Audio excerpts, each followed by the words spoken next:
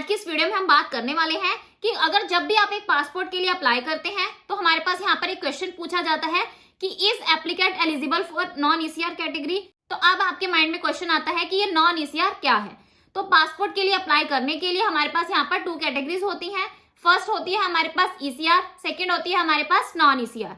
Non ECR means immigration check not required, ECR means immigration check required. तो ECR means जब आप 10th class या फिर इससे कम पढ़े लिखे हैं और पासपोर्ट अप्लाई करते समय अपनी 10th क्लास की मार्कशीट साथ में नहीं लगाते हैं तो आपको यहाँ पर मिनिस्ट्री ऑफ एक्सटर्नल अफेयर्स की तरफ से एक ईसीआर पासपोर्ट इशू किया जाता है। और नॉन ईसीआर की अगर हम बात करें तो non ECR means immigration check not required, यानी कि जब आप 10th क्लास या फिर इससे ज्यादा पढ़े लिखे हैं और पासपोर्ट अप्लाई करते समय अपनी 10th क्लास की मार्कशीट और अपनी हायर एजुकेशन की मार्कशीट साथ में लगाते हैं तो आपको यहाँ पर मिनिस्ट्री ऑफ एक्सटर्नल अफेयर्स की तरफ से एक नॉन ईसीआर पासपोर्ट इशू किया जाता है। तो यहाँ पर जो फीस स्ट्रक्चर है दोनों में बिल्कुल सेम ही रहता है। अगर आप नॉन ईसीआर के लिए अप्लाई करते हैं या फिर ईसीआर के अंडर पासपोर्ट के लिए अप्लाई करते हैं तो आप अगर नॉर्मल कैटेगरी के अंडर अप्लाई करते हैं तो दोनों कैटेगरीज के अंडर आपको यहाँ पर 1500 रुपीज पे करने होते हैं।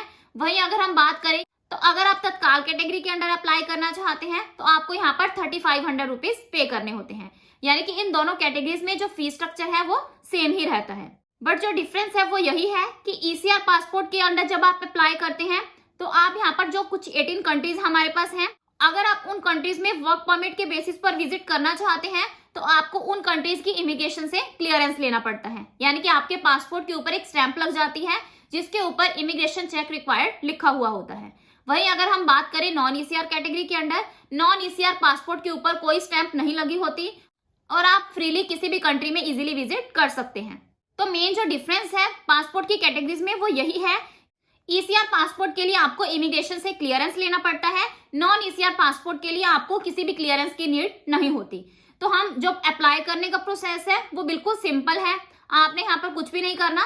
तो जैसा कि आप एक ईसीआर पासपोर्ट के लिए अप्लाई करते हैं तो आपको यहाँ पर 10th क्लास की मार्कशीट नहीं लगानी। नॉन ईसीआर पासपोर्ट के अंडर अगर आप अप्लाई करते हैं तो आपको अपने एजुकेशनल सर्टिफिकेट साथ में लगाने होते हैं और जिस दिन आपकी अपॉइंटमेंट होती है आपको अपने एजुकेशनल सर्टिफिकेट्स भी साथ में कैरी करने होते हैं। ईसीआर पासपोर्ट के अंडर अप्लाई करने के लिए आपके जो एजुकेशनल सर्टिफिकेट्स हैं वो मैंडेटरी नहीं होते।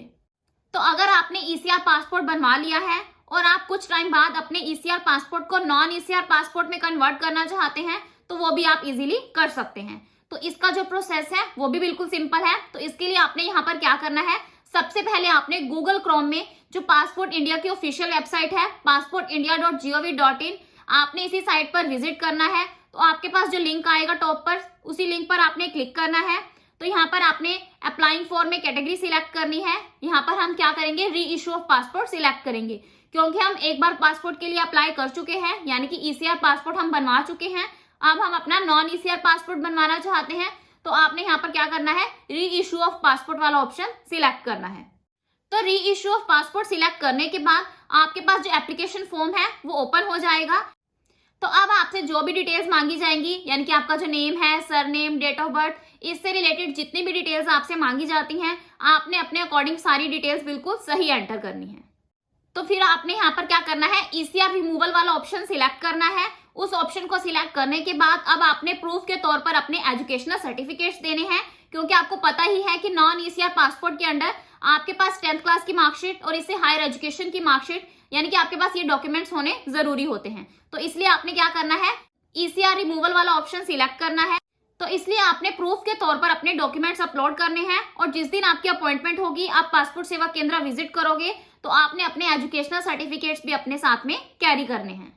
तो ये प्रोसेस सक्सेसफुली डन करने के बाद आपने क्या करना है, पेमेंट करनी है, अपनी अपॉइंटमेंट डेट बुक करनी है और पासपोर्ट सेवा केंद्र में विजिट करना है।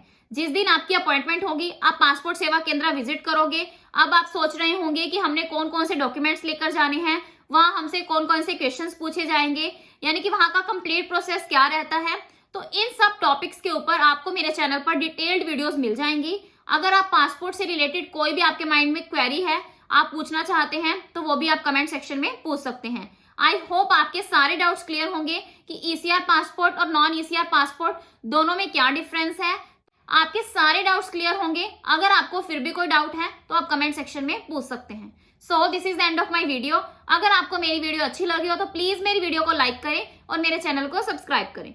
Thanks for listening and thank you everyone.